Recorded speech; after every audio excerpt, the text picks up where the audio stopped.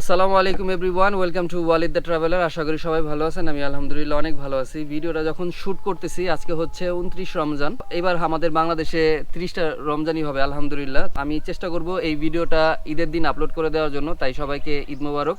আমার চ্যানেলের পক্ষ থেকে, আমার পক্ষ থেকে সবাইকে আবারও ঈদ মোবারক।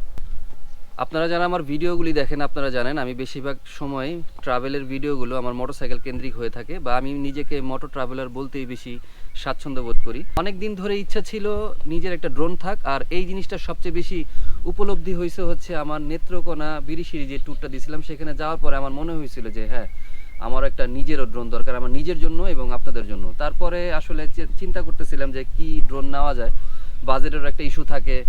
আমি যেহেতু এর আগে ড্রোন ইউজ করি নাই, সেক্ষেত্রে কোন ড্রোনটা আমার জন্য বেস্ট হবে, তো সব কিছু চিন্তা করে আমি ফাইনালি যে ড্রোনটা কিনছি সেটা হচ্ছে DJI Neo 2 fly mode combo.